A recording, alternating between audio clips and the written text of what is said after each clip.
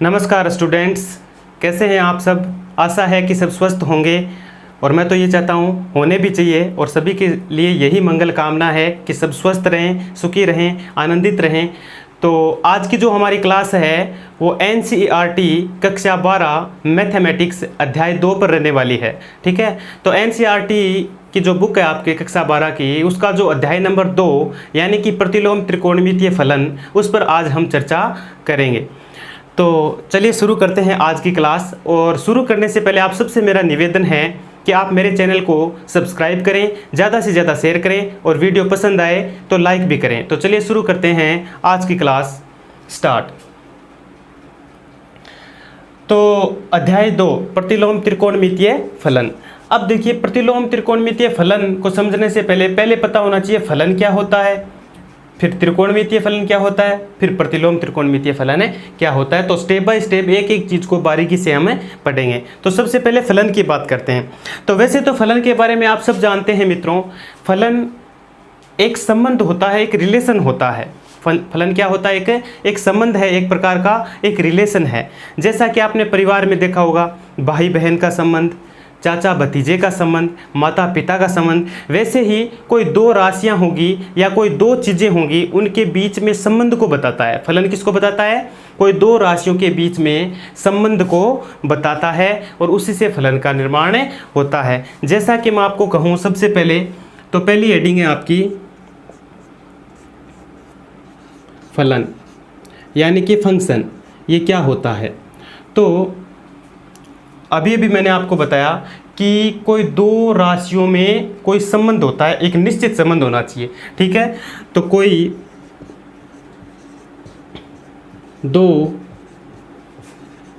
चर राशियों में एक निश्चित संबंध को फलन कहा जाता है या फलन कहते हैं। मान लीजिए कोई दो चर राशियां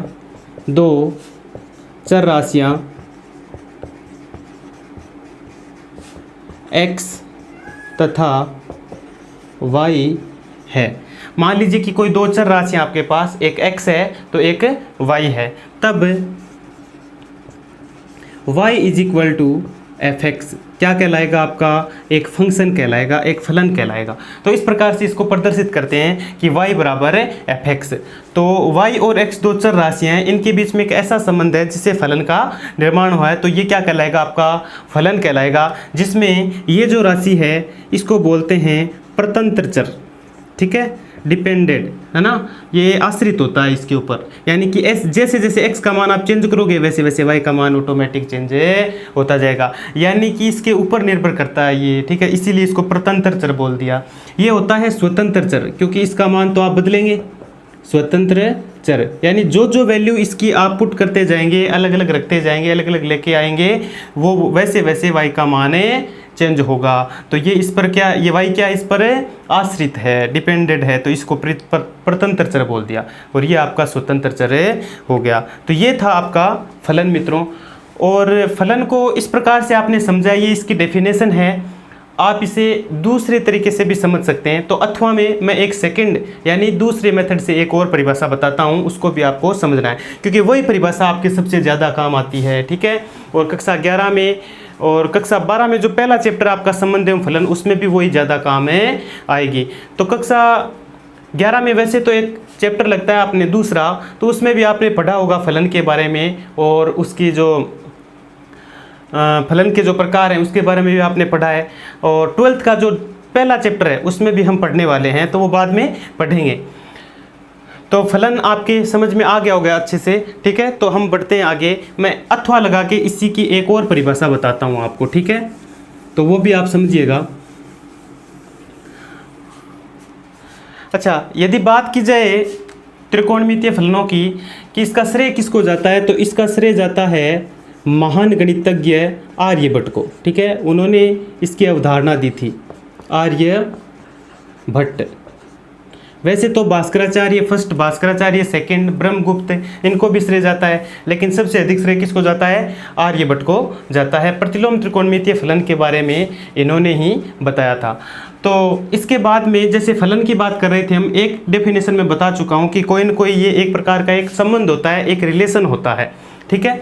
इसके बाद में अथवा में एक और परिभाषा बता रहा हूँ, उसको समझिएगा, ठीक है, अथवा। अब दूसरी परिभाषा की बात कर लेते हैं कि दूसरी इसकी कौन सी परिभाषा है, ठीक है। तो मान लीजिए कोई दो अरिक्त आपके पास सेट दे रखे हैं, दो अरिक्त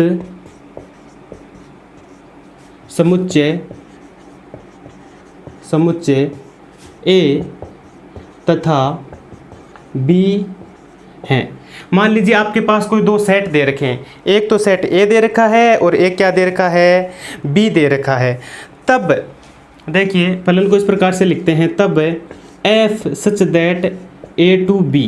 इसका क्या मतलब है कि फलन a से b में फलन होगा, या f such that a to b, यानी a से b में कोई फलन होगा।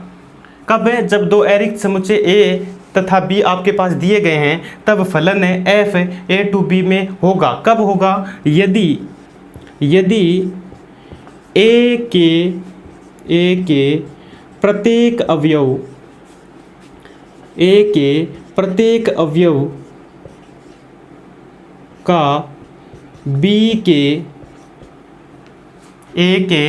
प्रत्येक अवयव का b में, या b के में लिख सकते हो, b में अद्वितीय प्रतिबिंब हो,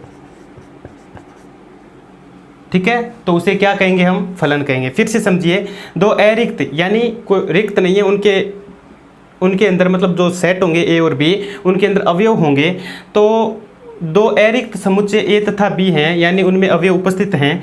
तब f such that A to B, यानी फलन ए से बी में फलन कहलाएगा यदि ए के प्रत्येक अवयव का बी में अद्वितीय प्रतिबिंब हो। यानी ए के प्रत्येक, ऐसे समझे, इस प्रकार से कोई ए सेट दे रखा है, यहाँ पर कोई बी सेट दे रखा है, ये आपका ए है, ये बी है। तब इसके अंदर मान लीजिए 1 2 3 4 और 5 इस प्रकार से अवयव हैं, और इसके अंदर आपके पास 1 4 9 16 और 25 इस प्रकार से दे रखा है, ठीक है। ये जो 1 है वो इससे संबंधित है, ठीक है, इससे जुड़ा हुआ है। 2 4 से है, 3 है वो 9 से है, और 4 है वो 16 से है, और 5 25 से है, ठीक है ना।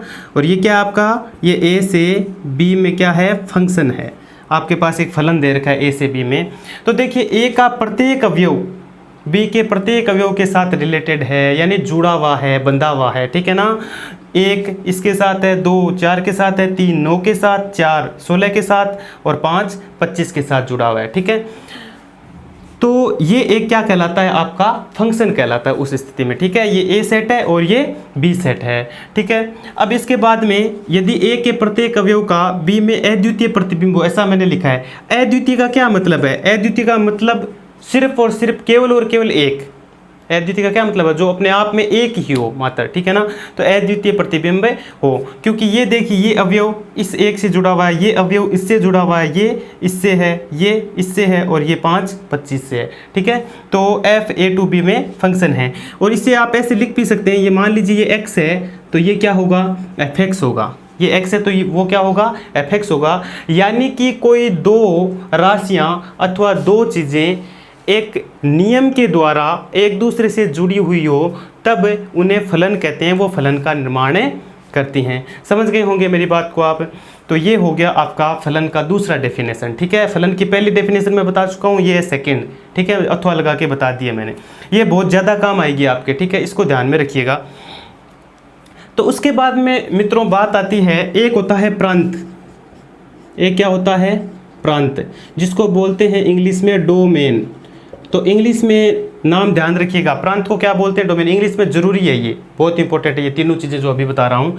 और एक होता है सह प्रांत, सह प्रांत जिसे बोलते हैं कोडोमेन। क्या बोलते हैं? कोडोमेन। एक होता है परिसर, परिसर, जो कि इस अध्याय में हम अध्ययन करेंगे। तो परिसर क्या होता है? परिसर को बोलते हैं रेंज, इसको बोलते हैं रेंज। तो ये क्या होते हैं? प्रांत, सह प्रांत, परिसर। ठीक है, तो इसको समझिएगा। ए में जो प्रत्येक अवयव होता है, ए में सारे के सारे जितने अवयव होते हैं वो सारे के सारे प्रांत कहलाते हैं, और बी में उपस्थित जो अवयव होते हैं सारे के सारे वे सह प्रांत कहलाते हैं। और परिसर वो जो ए में उपस्थित प्रत्येक अवयव से बी में उपस्थित जिस अवयव से मतलब वो जुड़े हुए हैं, तो वो बी वाले वो अवयव जिनसे ए वाले अवयव जुड़े हुए हैं वो परिसर कहलाएंगे। आपके क्या कहलाएंगे? परिसर कहलाएंगे। तो इसको बोलते हैं डोमेन, इसको बोलते हैं कोडोमेन। ठीक है, अब जैसा कि मान लीजिए इसमें और भी अवयव हैं, जैसे 49 है, 36 है, और लिख दिए मैंने। तो ये 2 अवयव छोड़ दिए, कोई दिक्कत नहीं, बी में छोड़ सकते हो, लेकिन इसमें कोई अवयव छूटना नहीं चाहिए। मान लीजिए इसमें 6 और होता और आपने उस 6 को 36 से नहीं जोड़ा तो वो फलन ही नहीं होता, फिर फलन ही नहीं कहलाता। तो ए में उपस्थित जो जितने भी अवयव हैं सारे के सारे वो तो डोमेन कहलाते हैं, और बी में उपस्थित सारे के सारे अवयव को डोमेन यानी सह प्रांत कहलाते हैं। और बी में जो अवयव हैं, बी में वे अवयव जो ए से संबंधित हो, इससे जुड़े, ए के अवयव से जुड़े हो, जैसे 1 इससे जुड़ा है, 2 4 से, 3 9 से, 4 16 से और 5 25 से जुड़ा हुआ है। तो ये जो जुड़े हुए अवयव हैं 1 4 9 16 25 ये कहलाते हैं परिसर। जबकि परिसर में ये 49 और 36 नहीं आएगा, और सह प्रांत में ये पूरे के पूरे अवयव आएंगे। समझ रहे हो ना मेरी बात को? जैसे प्रांत की बात करें तो 1 से लेकर 5 तक अवयव हैं, 1 2 3 4 और 5 हो गया। अब सह प्रांत की बात करें तो सह प्रांत के अंदर 1 4 9 16 25 36 और 49 सारे के सारे आएंगे, ये सह प्रांत, क्योंकि बी के सारे अवयव सह प्रांत कहलाएंगे, ए के सारे अवयव प्रांत कहलाएंगे। और परिसर कौन से होते हैं? बी में उपस्थित वे अवयव जो ए के अवयव से जुड़े हुए हैं, बंधे हुए हैं या रिलेटेड हैं। ठीक है ना? जैसे 1 इससे है, 2 4 से है, 3 9 से है, 4 16 से है, 5 25 से। समझ रहे हो ना मेरी बात को आप? तो परिसर में कौन आएगा? परिसर में आएंगे 1 4 9 16 और सिर्फ 25, ये परिसर कहलाता है आपका। ठीक है, तो मेरे ख्याल से प्रांत, सह प्रांत, परिसर समझ गए होंगे आप अच्छे से। और फलन की ये दूसरी आपकी डेफिनेशन थी, ये भी आप अच्छे से समझ गए होंगे। तो मित्रों अब आगे बढ़ते हैं। ठीक है, अब कब फलन होता है कब नहीं होता है वो भी समझ लीजिए। जैसे मान लीजिए यहाँ पे कोई एक ए सेट दे रखा है, दूसरा एक बी सेट दे रखा है, ये ए सेट है, ये बी सेट है, इसके अंदर 1 2 3 है, इसमें 2 या ए बी सी और डी है, ये इससे जोड़ दिया, ये इससे जुड़ा हुआ है और ये इससे जुड़ा हुआ। क्या ये फलन है? जी हाँ, ये ज़रूर फलन है। मान लीजिए ये थोड़ा और बड़ा कर देता मैं, यहाँ 4 यहाँ 5, तो 4 को मैंने डी से जोड़ दिया। ठीक है, इस प्रकार से। तो क्या ये फलन है? ये फलन नहीं है, क्योंकि मैंने अभी भी बताया था कि ए में कोई भी अवयव छूटना नहीं चाहिए, जबकि बी के अंदर छूट सकते हैं, कोई दिक्कत नहीं है। बी के अंदर मान लीजिए ई होता, एफ होता, जी होता, कोई दिक्कत नहीं है, पढ़े रहो चाहे, लेकिन ए के अंदर कोई भी अवयव छूटना नहीं चाहिए। ए के प्रत्येक अवयव का बी के प्रत्येक अवयव के साथ अद्वितीय प्रतिबिंब होना चाहिए। और एक चीज़ और कि बी में उपस्थित जो अवयव होते हैं वो तो होते हैं इमेज। ठीक है, ये ए के अवयवों की ये इमेज है, बी के अवयवों को क्या कहते हैं? इमेज। और ये इधर वाले जो अवयव हैं उनको बोलते हैं प्री इमेज। क्या बोलते हैं? प्री इमेज, यानी ये तो पूर्व प्रतिबिंब है, ये तो बी का क्या है? पूर्व प्रतिबिंब है, और ये ए का क्या है? प्रतिबिंब है। बी के अंदर जो अवयव हैं वो क्या है? प्रतिबिंब है, और ए के अंदर जो अवयव क्या है? प्री इमेज यानी पूर्व प्रतिबिंब है, ऐसा इनको बोलते हैं। तो समझ गए फलन कब होगा कब नहीं होगा। अब ये फंक्शन है और अब ये 5 लिखा और इससे किसी अवयव से नहीं जुड़ा तो ये फंक्शन नहीं है। वो बाकी हम आगे पढ़ेंगे, जैसे फलन और भी आएंगे। जैसे फलनों के प्रकारों में आप देखें तो जैसे एक की है, एक की आच्छादक है, अंतःक्षेपी है, तो वो हम उस चैप्टर में पढ़ेंगे, पहले चैप्टर में। ठीक है, जो आपके काम का है केवल उतना ही एक बार अध्ययन कर रहे हैं। तो चलिए आगे बढ़ते हैं, इसको मिटा देता हूँ मैं। और आगे है आपके, एक बार हम फलन के प्रकारों में जैसे एक आध प्रकार भी पढ़ेंगे, उनको देख लेते हैं। तो फलन के प्रकारों में मित्रों सबसे पहले है आपके एक की फलन। एकेकी फलन। तो एकेकी फलन कौन सा होता है, यानी 1 1 बोलते हैं इसको। 1 1 फंक्शन कौन सा होता है, इसी के बाद इसी एकेकी आच्छादक को भी समझ लेंगे। तो एकेकी फलन कौन सा होता है, मान लीजिए एक ए सेट दे रखा है, एक बी सेट दे रखा है। इस ए और ये बी, इस ए के अंदर ए बी सी, या ऐसे लिख देता हूँ मैं, 1 2 3 अवयव हैं, इसके अंदर ए बी और सी है। तो ये अवयव इस ए से जुड़ा हुआ है, बी सी से जुड़ा हुआ है, 3 बी से जुड़ा हुआ है, इस प्रकार से है। ठीक है, इस प्रकार से ये रिलेटिव हैं, जुड़े हुए हैं, संबंधित हैं। तो ए का एक प्रत्येक एक अवयव बी के एक अवयव से जुड़ा हुआ है। देखो ये एक अवयव इस एक अवयव से जुड़ा हुआ है, ये अवयव इस एक अवयव से जुड़ा हुआ है, ये 3 भी इस एक अवयव से ही जुड़ा हुआ है। तो क्या ये फंक्शन है, फंक्शन तो है ही, सामने दिख रहा है, लेकिन ये कौन सा फंक्शन है, ये एकेकी फलन है। कौन सा फलन है, एकेकी। यानी कि यदि किसी फलन में समुच्चय ए के जो अवयव हैं वो समुच्चय बी के एक अवयव, यानी एक अवयव, देखो ये एक अवयव इस एक से जुड़ा, ये इस एक से, ये इस एक से जुड़ा हुआ है, तो इसको क्या कहेंगे, एकेकी फलन कहेंगे। समझ गए होंगे मेरी बात को। और एक होता है एकेकी आच्छादक, एकेकी आच्छादक। तो एकेकी आच्छादक में जैसे मान लीजिए यहाँ 1 2 3 4 5 और यहाँ पे है A B C D E F. एक जो है वो डी से जुड़ा है, 2 ए से जुड़ा हुआ है, 3 बी से जुड़ा हुआ है, 4 सी से जुड़ा हुआ है, 5 ई से जुड़ा हुआ है। ठीक है, और इस प्रकार से जोड़ दिया जैसे। और इसमें एक अवयव एफ बचा हुआ, चलो नहीं बचने देते हैं इसको, बचना नहीं चाहिए, नहीं इधर बचना चाहिए, नहीं इधर बचना चाहिए। ठीक, इधर तो बचना ही नहीं चाहिए, इधर बच गया तो ए सेट में यदि ऐसा कोई अवयव या एलिमेंट बच जाता है जो उससे बी से संबंधित नहीं है तो वो फलन ही नहीं होगा। तो इसमें उपस्थित प्रत्येक अवयव, इसमें उपस्थित प्रत्येक अवयव से, यानी सारे अवयवों से जुड़े हुए होने चाहिए। यानी कोई भी जैसे जी एच मैंने यहाँ पे लिखा तो ये छुटे हुए, छोड़ दिए ना, ये छुटे हुए नहीं होने चाहिए, सारे अवयव जुड़े हुए होने चाहिए, तब उसे कहते हैं एकेकी आच्छादक फलन। समझ गए क्या। ठीक है, तो ये था नॉर्मल सा पढ़ना है, ये आपको ज़्यादा कुछ नहीं है, क्योंकि इतना ज़्यादा इसमें काम नहीं आएगा, क्योंकि हम इनवर्स ट्रिगोनोमेट्री फंक्शन की बात कर रहे हैं। तो चलिए बढ़ते हैं आगे।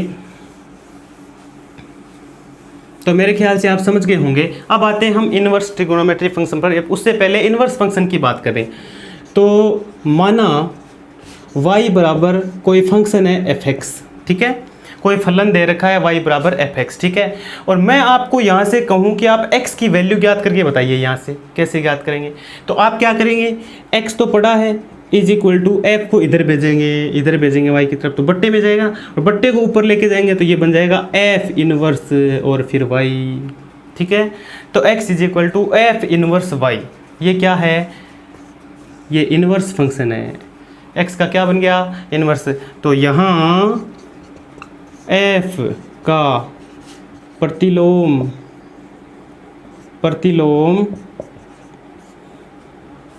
f इनवर्स है। तो f का प्रतिलोम फलन कौन सा है, या f का प्रतिलोम क्या है, f का प्रतिलोम f इनवर्स है। और देखिए ये सबसे ज़रूरी बात जो अभी बता रहा हूँ मैं, किसी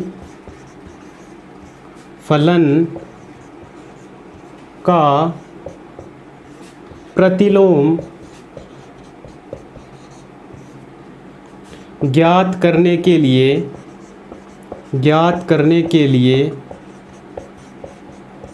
किसी फलन का प्रतिलोम ज्ञात करने के लिए उस फलन का एकेकी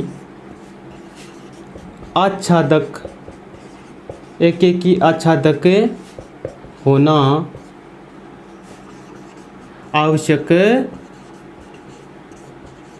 है। यानी कि कोई भी फलन दे रखा है उसका यदि आप प्रतिलोम फलन ज्ञात करना चाहते हैं, फाइंड करना चाहते हैं, तो उसके लिए ज़रूरी है कि वो फलन क्या होना चाहिए, वो फलन एकेकी आच्छादक होना चाहिए, तभी उसका इनवर्स फाइंड कर सकते हैं, तभी उसका प्रतिलोम ज्ञात कर सकते हैं, वरना उसका प्रतिलोम आप ज्ञात नहीं कर सकते। तो इस चीज़ को, ये बहुत महत्वपूर्ण बात है, ठीक है ना, सबसे महत्वपूर्ण बात है, ये ध्यान में रखिएगा इसको, ठीक है। तो मेरे ख्याल से आप इतना समझ गए होंगे, मेरे ख्याल से आपको यहाँ तक कोई प्रॉब्लम नहीं है। तो चलिए बात करते हैं ट्रिगोनोमेट्रिक फंक्शन की, कि वो कौन से होते हैं। तो कक्षा 11 में आप पढ़ चुके हैं वैसे तो ट्रिगोनोमेट्री फंक्शन के बारे में। त्रिकोणमितीय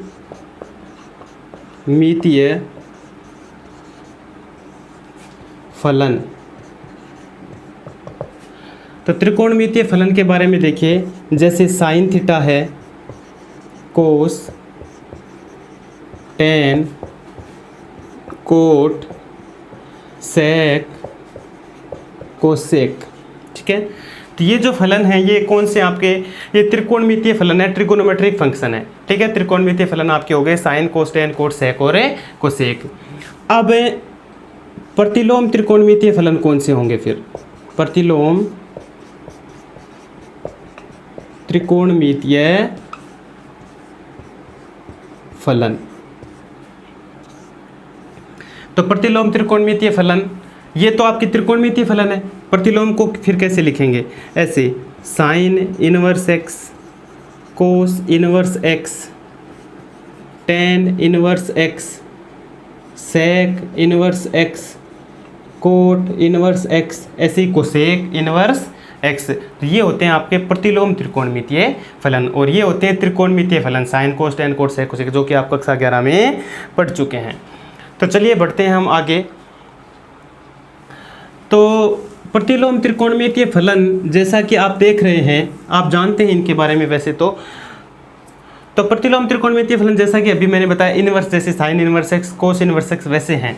तो मान लीजिए आपके पास ऐसा दे रखा है, माना कि साइन थीटा बराबर एक्स है। एक्स यहाँ पे क्या है? कोई संख्या है। एक्स क्या है? कोई संख्या है। मैं बता रहा हूँ, समझिएगा ध्यान से कि साइन थीटा है वो एक्स के इक्वल है, और एक्स यहाँ पे क्या है? संख्या है। और ये थीटा किसको व्यक्त करता है? ये एंगल को बताता है। किसको बताता है? ये एंगल यानी कोण को बताता है। थीटा एंगल को बताता है, साइन थीटा लिखा हुआ है, और ये एक्स कोई संख्या है। मान लीजिए ऐसे लिख दिया आपके पास, sine theta is equal to 1/2, ठीक है। तो इसका क्या मतलब है? इस 1/2 का मतलब कोई संख्या है, और इस 1/2 को आप साइन पाई बटा 3, साइन पाई बटा 3 का क्या मतलब है? साइन पाई बटा 3 यानी साइन 30 डिग्री आप लिख सकते हैं, पाई बटा 6 सॉरी। तो साइन पाई बटा 6 आप जैसे ही लिखेंगे तो ये साइन 30 हो जाएगा। तो क्या मैं इस 1/2 को ऐसे भी लिख सकता हूँ, साइन पाई बाई 6, बिल्कुल लिख सकते हैं। तो ये कोई एक संख्या दे रखी है आपके पास, ठीक है ना। इसको एक बार मिटा देता हूँ। तो sine theta is equal to x है, तो यहाँ से यदि मैं आपको कहूँ कि एक्स की वैल्यू बताइए, तो आराम से बता सकते हैं आप, x is equal to sine inverse x, sorry theta की वैल्यू निकाली हमने, theta is equal to sine inverse x. तो आपको मैं कहूँ थीटा की वैल्यू ज्ञात कीजिए, तो आप साइन को इधर भेजेंगे, जो ऊपर जाएगा बट्टे में जाकर तो साइन इनवर्स एक्स बन जाएगा। तो थीटा की वैल्यू इस प्रकार से फाइंड किया आपने, theta is equal to sine inverse x. तो मेरे ख्याल से समझ गए होंगे आप किस प्रकार से इनवर्स फंक्शन को लिखते हैं। लेकिन ऐसा कभी नहीं होता है यहाँ पे, जैसे साइन इनवर्स एक्स है वो कभी भी बराबर नहीं होता है साइन एक्स का होल इनवर्स, ठीक है। तो ये दोनों कभी भी बराबर नहीं होते हैं। देखिए इसका तो मतलब ये अलग है, साइन एक्स का होल इनवर्स का मतलब ये हो गया कि ये साइन एक्स है, यानी किसी ट्रिगोनोमेट्री फंक्शन का प्रतिलोम है, जबकि ये ऐसा नहीं है। तो ये होता है सही साइन इनवर्स एक्स, और ये कभी भी ऐसे नहीं लिखा जाता, ध्यान रखिएगा। Sign inverse x is not equal sine x का होल इनवर्स, ठीक है, ध्यान रहेगा, कोई बात नहीं, ध्यान रख लीजिएगा, ठीक है। तो इसको मिटा देते हैं और आगे बढ़ते हैं। तो मित्रों अब देख लेते हैं थोड़ा सा ASTC रूल के बारे में। ASTC रूल, नियम, ठीक है। ये आपके पास चतुर्थांश दे रखा है, ये आपका y डैश, ये y होता है, ये x डैश होता है, ये x होता है। यहाँ 0 डिग्री है, और यहाँ आपका 90 डिग्री यानी पाई बटा 2, और यहाँ आपका है 180 डिग्री यानी किसके बराबर? पाई के बराबर। पाई का मान 180 डिग्री होता है ट्रिगोनोमेट्री में, पता है ना। और यहाँ पे है आपके पास 3 पाई बटा 2 जो कि 270 डिग्री के बराबर है, और यहाँ है आपके पास 2 पाई जो कि 360 डिग्री के बराबर है। तो एक राउंड पूरा हो गया। हमने यहाँ 0 से स्टार्ट किया था और ऐसे चलते गए और वापस यहीं पे आ गए, ठीक है। तो ये आपका फर्स्ट क्वाड्रेंट यानी फर्स्ट चतुर्थांश है, ये सेकंड है, और ये कौन सा है? थर्ड, और ये है आपका फोर्थ। वैसे तो कक्षा 11 में पढ़ा हुआ है ASTC रूल, एक बार फिर से देख लीजिए, काम आएगा। ये जो लाइन है इसको बोलते हैं प्रारंभिक रेखा। क्या बोलते हैं? प्रारंभिक रेखा, यानी इनिशियल लाइन बोलते हैं इसको, जो कि ये ऊपर उठती है ना और इस रेखा के साथ इस प्रकार से ये कोण बनाती है, ठीक है। ये कोण का निर्माण करती है, एंटी क्लॉकवाइज घूमती है। ये कैसे घूमती है? ये एंटी क्लॉकवाइज, ठीक है। अब इस ASTC का क्या मतलब है? यहाँ मैंने लिखा A और सेकंड में लिखा S, थर्ड में लिखा T और फोर्थ चतुर्थांश में लिखा C। ASTC रूल की बात करें ना हम। A का मतलब होता है ऑल पॉजिटिव। ऑल पॉजिटिव का मतलब इसमें सारे जितने भी ट्रिगोनोमेट्रिक फंक्शन है, साइन, कोस, टेन, कोट, सेक, कोसेक, 6 के 6, वो सारे के सारे इस पहले चतुर्थांश में धनात्मक होते हैं, पॉजिटिव होते हैं, कहने का मतलब, ठीक है। ए का मतलब ऑल पॉजिटिव हो गया और एस का मतलब इसमें सिर्फ साइन और कोसेक, साइन और कोसेक दो ही क्या होते हैं? पॉजिटिव, बाकी सारे क्या होते हैं? नेगेटिव। यानी साइन और कोसेक को छोड़ते हुए कोस, टेन, कोट, सेक, ठीक है, ये क्या होते हैं? नेगेटिव। बाकी ये दो क्या होते हैं? पॉजिटिव। किस में? सेकंड चतुर्थांश में। बात करते हैं थर्ड की, तो थर्ड में टी लिखा है, तो एक तो टेन और एक कोट थीटा, ठीक है। तो ये टेन और कोट दो ही ऐसे हैं जो इसमें क्या होते हैं? पॉजिटिव होते हैं। बाकी इनके अलावा क्या होते हैं? तीसरे चतुर्थांश में नेगेटिव होते हैं। और सी का मतलब है कोस थीटा और सेक थीटा। इसमें मात्र ये दो ही पॉजिटिव होते हैं। इसमें कोस और सेक पॉजिटिव होते हैं, बाकी बच्चे जो फलन होते हैं वो नेगेटिव होते हैं, ठीक है। और पहले चतुर्थांश में ऑल पॉजिटिव होते हैं। अब देखिए इसमें जैसे क्या होता है, जैसे यहाँ से चलना शुरू करते हैं, 0 से यहाँ तक चलते हैं π/2, फिर यहाँ आ गए पाई यानी 180 डिग्री, 270 डिग्री और यहाँ 360 यानी एक चक्कर पूरा हो गया। अब इसमें क्या होता है कि इस लाइन को, ये जो लाइन है आपकी, इसको बोलते हैं नो चेंजर लाइन। क्या बोलते हैं? No changer line. और ये जो लाइन है ये होती है आपकी चेंजर लाइन, ठीक है। ये वाली लाइन चेंजर लाइन, इसको नो चेंजर लाइन। क्या मतलब है इस चेंजर का और नो चेंजर का? तो वो समझ लीजिए। यहाँ पे मैं लिख रहा हूँ चेंज। अब चेंज होने का क्या मतलब है, कैसे चेंज होते हैं? तो यदि आपके पास ऐसा है 90 प्लस माइनस थीटा और 270 प्लस माइनस थीटा, तो इस केस में तो ट्रिगोनोमेट्री फंक्शन क्या हो जाएगा? चेंज हो जाएगा। क्या हो जाएगा? चेंज हो जाएगा। और यदि ऐसा है 180 प्लस माइनस थीटा और 360 प्लस माइनस थीटा, इस केस के अंदर नो चेंज, यानी साइन साइन ही रहेगा, कोस कोस ही रहेगा। जबकि इसमें साइन कोस में बदल जाएगा, कोस साइन में बदल जाएगा। नो चेंज, इसमें नो चेंज। ये चेंज नहीं होगा, ये चेंज होगा। समझ रहे हो ना मेरी बात को? तो चेंज का मतलब ये है। अब चेंज मीन को समझ लीजिए, यहाँ पे बता देता हूँ। चेंज मीन यानी बदलने का अर्थ क्या है? क्या कौन बदलेगा? तो जो साइन होता है, साइन थीटा, वो कोस थीटा में, ठीक है, साइन कोस में बदलता है, कोस थीटा किस में बदल जाता है? साइन थीटा में बदल जाता है।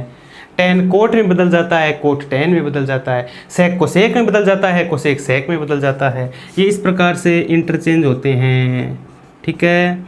और टेन कोट, टेन कोट में, कोट टेन में बदल जाएगा। ऐसे ही सेक कोसेक में, कोसेक सेक में बदल जाएगा। देखिए लिख के बताता हूँ। जैसे मान लीजिए मैंने लिखा साइन 180 माइनस थीटा, तो बताइए क्या आएगा? अब 180 माइनस का क्या मतलब है वो समझिए पहले। ये है आपका दूसरा चतुर्थांश, यहाँ 180 डिग्री है।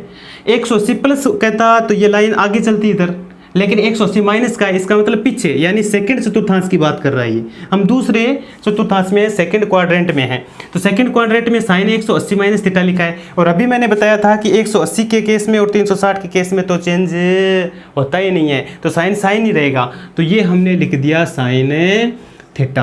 अब ये देखना है कि क्या ये नेगेटिव होगा या पॉजिटिव। तो सेकंड चतुर्थांश में जो साइन होता है वो पॉजिटिव होता है और एक कोसेक पॉजिटिव होता है, तो पॉजिटिव ही रहेगा। लेकिन यदि ऐसा होता कोस 180 माइनस थीटा लिखते तो कोस थीटा ही, क्योंकि 180 के केस में चेंज ही नहीं होता है, तो ये कोस थीटा ही रहेगा। लेकिन कोस 180 minus theta minus cos theta. Minus cos theta क्यों आया? क्योंकि 180 माइनस का मतलब हम वापस जा रहे हैं, 90 प्लस 180 माइनस यानी सेकंड चतुर्थांश में है, और सेकंड चतुर्थांश में साइन और कोसेक दो ही पॉजिटिव होते हैं, इनके अलावा सारे नेगेटिव होते हैं। इसका मतलब माइनस कोस थीटा आएगा। समझ गए? ठीक है, इस प्रकार से समझना आपको। ऐसे ही 90 के केस में जैसे मैंने चेंज बताया, तो जैसे मैंने लिखा साइन 90 माइनस थीटा। 90 माइनस का मतलब पहले चतुर्थांश में पहले में सारे पॉजिटिव होते हैं, तो ये बन जाएगा कोस थीटा। तो साइन 90 माइनस थीटा किस में बदल गया? कोस थीटा में बदल गया। तो ASTC रूल को मेरे ख्याल से आप अच्छे से समझ गए होंगे। ठीक है, तो वैसे कक्षा 11 में पढ़ा हुआ है आपका, बाकी मेरे ख्याल से कोई तकलीफ नहीं होने वाली आपको, तो ये थोड़ा सा ध्यान में रखना इस प्रकार से। ठीक है, मैं इसको मिटा रहा हूँ और फिर हम आगे बढ़ते हैं। ठीक है, तो चलिए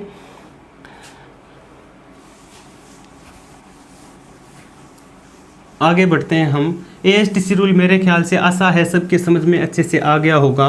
वैसे भी पहले का पढ़ा हुआ है तो कोई दिक्कतें होने वाली है नहीं।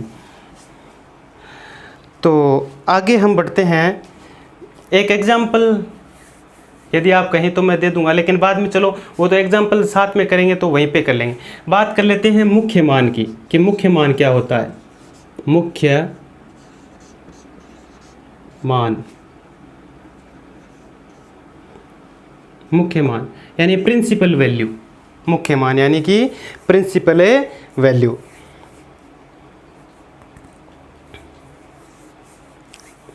तो ये मुख्य मान क्या होता है मित्रों? तो मुख्य मान में जैसे मैं आपको कहूँ, मुख्य मान थीटा का वह छोटे से छोटा धनात्मक या ऋणात्मक मान होता है जो साइन थीटा बराबर मान लीजिए कोई x है या कोई वैल्यू दे रखी है, उसको सेटिस्फाइड करना चाहिए। हो सकता है कोस थीटा के बराबर आ जाए, टेन के बराबर, कोट के बराबर, कोसेक से किसी भी फलन के बराबर कोई वैल्यू दे रखी है। यदि उस समीकरण को वह छोटा से छोटा मान धनात्मक या ऋणात्मक मान जो उसको संतुष्ट करे समीकरण को, तो वो उसका मुख्य मान कहलाएगा। वो क्या कहलाएगा? उसका मुख्य मान कहलाएगा। क्योंकि हम साइन का, कोस का, टेन, कोट से, कोसेक सब का प्रांत भी पढ़ेंगे और परिसर भी पढ़ेंगे। प्रांत भी पढ़ेंगे और क्या पढ़ेंगे? परिसर भी पढ़ेंगे। तो उससे पहले मुख्य मान देख लेते हैं होता है क्या। तो मुख्य मान मैंने जैसा कि अभी बताया, प्रतिलोम त्रिकोणमितीय फलन का वह छोटे से छोटा मान, क्या? प्रतिलोम त्रिकोणमितीय फलन का मुख्य मान थीटा का वह छोटा से छोटा मान होता है जो दी गई समीकरणों जैसे साइन थीटा बराबर x है, कोस थीटा बराबर y है, टेन थीटा बराबर फाई है, उसको संतुष्ट करना चाहिए, बस और कुछ नहीं। तो चलिए मैं इसके बारे में लिख देता हूँ। प्रतिलोम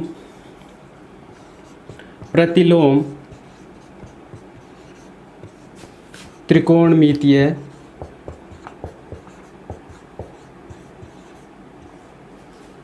फलन का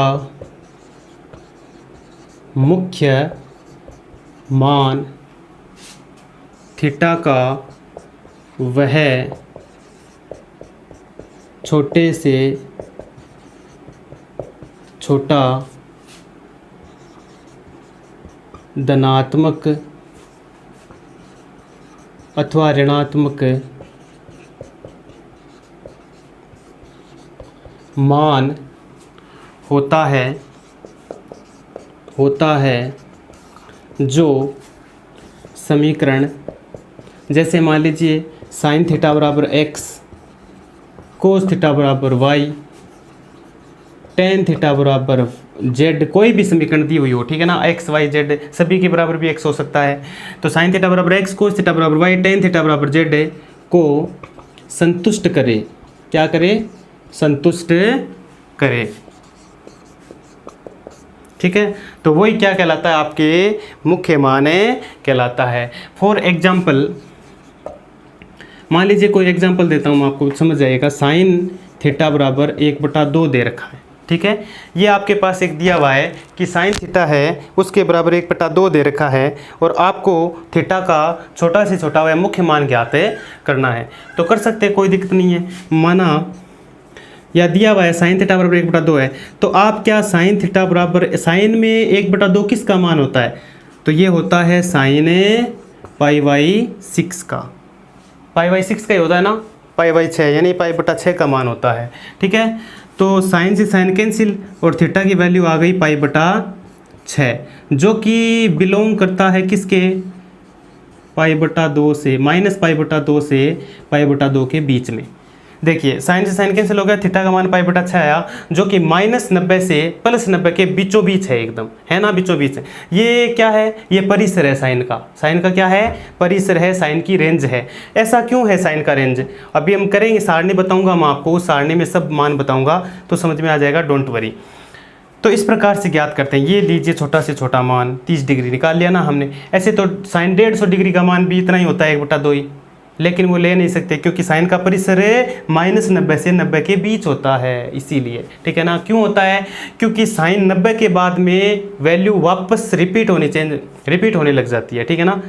साइन 90 के बाद में, या एक चक्कर के बाद यूँ कहें, या साइन 180 डिग्री के बाद वापस जो वैल्यू आएंगे वो रिपीट होने लग जाती है, वैसा ही। क्योंकि साइन का जो ग्राफ होता है, देखिए साइन थीटा के लिए जो y बराबर मान लीजिए साइन थीटा या साइन x कोई दे रखा है आपके, और इसका ग्राफ की बात करें तो ग्राफ इसका कुछ इस तरह से चलता है। ये 0 है, अब यहाँ से 0 से स्टार्ट होगा, यहाँ आते ही मान लीजिए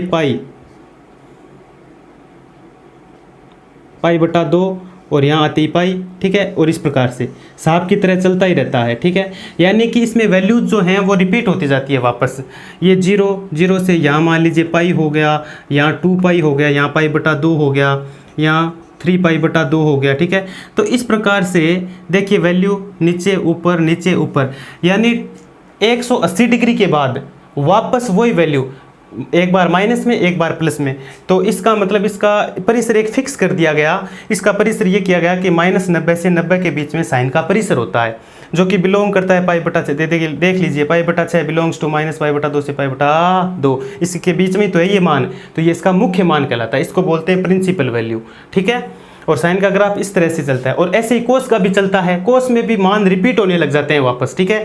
तो उसका भी एक फिक्स परिसर कर दिया गया, जो कि है 0 से π, इस प्रकार से, ठीक है। और इसका मतलब भी आपको समझना पड़ेगा, ये बड़े ब्रैकेट में लिखा जा रहा है, कभी छोटे ब्रैकेट में लिखा जाएगा। तो छोटे और बड़े ब्रैकेट का मतलब भी मैं आपको अभी समझाऊंगा। तो देखिएगा, इसको एक बार मिटा देता हूं, हम आगे बढ़ते हैं। तो ग्राफ आपने देखा होगा, आप किताब में देखिएगा, सारे के सारे ग्राफ दिए हुए हैं, ठीक है, बताने की आवश्यकता नहीं है। और आप यदि कहेंगे तो मैं सभी के लिए ग्राफ के बारे में बता दूंगा, अलग से वीडियो भी डाल दूंगा, ठीक है। तो अब बात करते हैं मुख्य मान की। मुख्य मान के लिए मैं एक सारणी बनाता हूँ, मुख्य मान, ठीक है। इस सारणी से आप सब समझ जाएंगे। यहाँ पे मैं सारणी बना रहा हूँ जिससे आपको अच्छे से समझ में आ जाएगा। यहाँ पे लिख रहा हूँ मैं फलन, यहाँ पे लिख रहा हूँ प्रांत, और यहाँ पे लिख रहा हूँ परिसर, ठीक है, जिसे इंग्लिश में क्या बोलते हैं, इंग्लिश में रेंज बोलते हैं। परिसर या इसी को क्या बोलते हैं, मुख्य मान भी बोलते हैं, परिसर को ही मुख्य मान। यहाँ पे मैंने फलन लिखा साइन थीटा, यहाँ पे लिखा कोस थीटा, यहाँ पे लिखा टेन, यहाँ पे कोट, यहाँ पर सेक और कोसेक थीटा लिख दिया, ठीक है। अब देखिए इसका प्रांत, इनके प्रांत किस प्रकार से लिखे जाते हैं और परिसर कैसे लिखते हैं वो देखिए। इसका जो प्रांत होता है वो होता है -1 से 1 के बीच, और इसका भी होता है -1 से 1 के बीच। कहने का मतलब क्या है, जैसे कि आप सारणी में कक्षा 10 में पढ़ा था आपने, 0 डिग्री से 90 डिग्री तक चलते हैं तो साइन 0 की वैल्यू 0 होती है, लेकिन साइन 90 की वैल्यू कितनी होती है, 1 होती है, ठीक वैसे ही उसके बाद वापस मान रिपीट होने लग जाते हैं ना। तो इसका होता है -1 से 1 के बीच, यहाँ -1 से 1 के बीच। टेन थीटा जो होता है उसमें आपने देखा टेन 0 से स्टार्ट करते हैं, 0 डिग्री होती है वैल्यू, लेकिन टेन 90 के पास पहुँचते ही क्या हो जाता है, अनंत चला जाता है, यानी अनंत आता है। वैल्यू क्या होती है, अनंत, इनफाइनाइट इन्फिनिटिव। तो टेन थीटा का जो ग्राफ है वो भी अनंत के चलता ही रहता है। तो इसके लिए हम क्या करेंगे, इसके लिए सीधा लिखेंगे r, यानी रियल नंबर, रियल वैल्यूज़ जो आएंगी वो, और इसके लिए भी क्या लिखेंगे, r ही लिखेंगे, ठीक है। और इसमें ये r से -1 और 1, ये आर भी आएगा इसमें साथ में -1 से 1, यानी -1 से 1 के बीच में जितने भी जो मान हैं वो सारी वास्तविक संख्याएं होंगी। तो इसलिए आर -1 से 1, -1 से 1। कहने का मतलब क्या है, इस ब्रैकेट में और इस ब्रैकेट में बहुत फ़र्क होता है। ये होता है आपका क्लोज इंटरवल, ये होता है ओपन इंटरवल। इसको बोलते हैं संवृत अंतराल, इसको बोलते हैं, छोटे वाले ब्रैकेट को क्या बोलते हैं, विवृत अंतराल। मैं बताऊंगा अलग से आपको। तो ये इसके प्रांत लिखे हैं मैंने, साइन का प्रांत -1 से 1 के बीच, कोस का -1 से 1 के बीच, टेन थीटा सीधा real number, cot theta real, sec theta real और 2 1 -1 से 1, कोसेक रियल -1 से 1 के बीच में होता है। अब देखिए मैं इसका परिसर लिखने जा रहा हूँ जो कि आपको अति महत्वपूर्ण है, बहुत ज़्यादा काम आएगा और उसी को ध्यान में रखना है। पूरे चैप्टर के अंदर उसको पता होना चाहिए उसके बारे में आपको, ठीक है ना, किस प्रकार से परिसर, किसका परिसर क्या होता है और कैसे किस प्रकार से इसको लिखते हैं। तो देखिए इसका परिसर होता है -π/2 से π/2, इसका परिसर होता है 0 से π, और ये r लिखा है यहाँ पर, तो यहाँ पे ब्रैकेट ये लगाना है, ठीक है,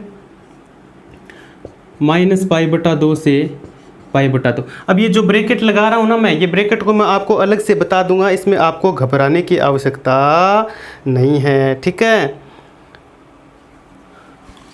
तो ये हो गया 0 से π, ठीक है।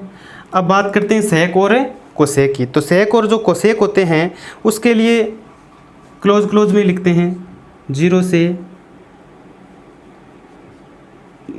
π/2, सॉरी 0 से π। ये सेक के सामने लिखा है ना मैंने, कोट का इसके सामने, ये देख लेना सामने कौन किसका है, ठीक है, ये इसका है। अब कोसेक की बात करें तो कोसेक का होता है वैसा ही जैसा साइन में, साइन का उल्टा होता है ना कोसेक, -π/2 से π/2। और देखिए माइनस इसमें किसको छोड़ देते हैं, π/2 को छोड़ देते हैं, और इसमें 0 को छोड़ देते हैं, ठीक है, समझ गए।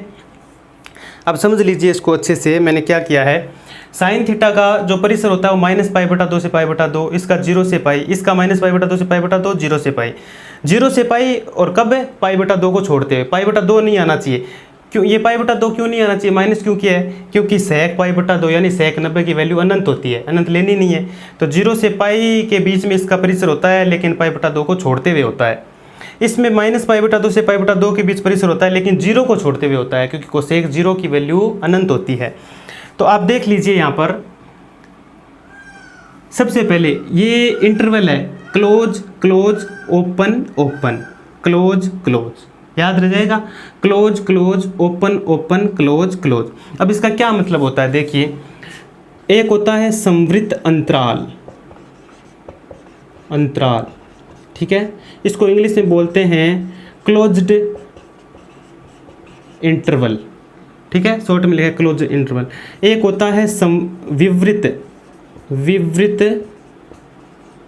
अंतराल, इसको बोलते हैं ओपन इंटरवल, ठीक है। ये संवृत अंतराल, क्लोज्ड इंटरवल, देखिए क्लोज ब्रैकेट, बड़ा वाला ब्रैकेट क्लोज्ड बोलते हैं इसको, इसका चिन्ह ये होता है और इसका चिन्ह क्या होता है, ये होता है। एक होता है सेमी क्लोज्ड, सेमी ओपन, इस प्रकार से। तो कक्षा 11 का जो आपका पहला सेट वाला जो चैप्टर चल रहा है, मेरा डाला गया है वीडियो में, डालता हूँ, मतलब कल भी डालूंगा, परसों भी डालने वाला हूँ उस पर वीडियो सेट का, क्योंकि चल रहा है वो चैप्टर। तो उसमें मैं ये बता चुका हूँ संवृत अंतराल, विवृत अंतराल, तो वो आप देखिएगा और अच्छे से समझ में आएगा। इसका क्या मतलब होता है समझिए, जैसे कि इसमें मैंने वैल्यू लिखी 4 से 5, तो 4 से 5 के बीच में ये एक टुकड़ा लिया है मैंने, रियल जो लाइन होती है ना आपकी, वो वास्तविक संख्या की जो रेखा होती है, वास्तविक संख्या रेखा, उसमें से एक टुकड़ा लिया 4 से 5।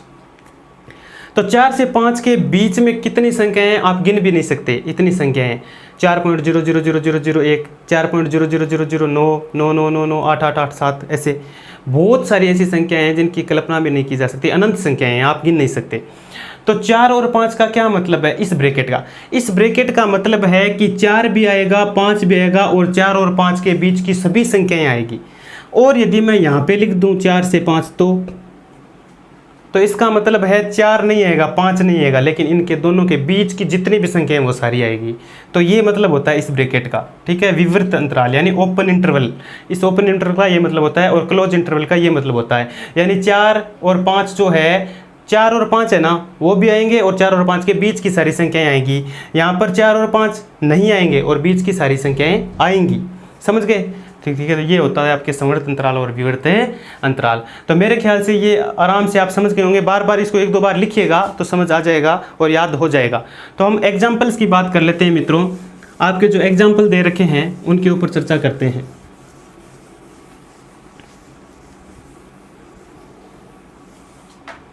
तो इसमें आपके एग्जाम्पल है किताब में, बुक में। पहला ही एग्जाम्पल दे रखा है एनसीईआरटी की जो बुक है उसका, साइन इनवर्स 1/2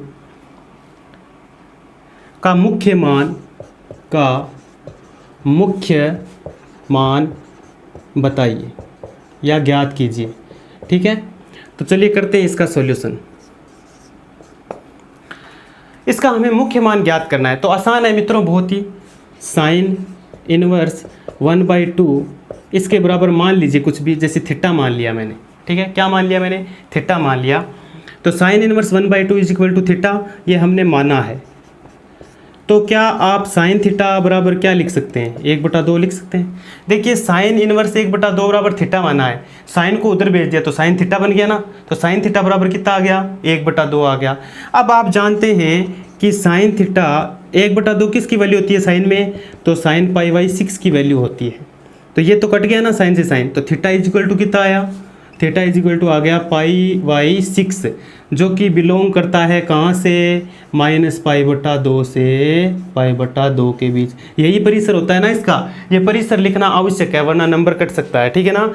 तो इस प्रकार से इस सवाल को करना है। ये हो गया आपका वो मुख्य मान जिसकी बात करनी थी हमें, जिसको हमें पूछा गया था, जो हमें फाइंड करना था। देखिए, साइन इनवर्स 1/2 का मुख्य मान बताइए, इस प्रकार से ज्ञात करना है। सबसे आसान तरीका है, ऐसे ही करके आना है। ठीक है, अब दूसरे एग्जाम्पल की बात कर लेते हैं मित्रों।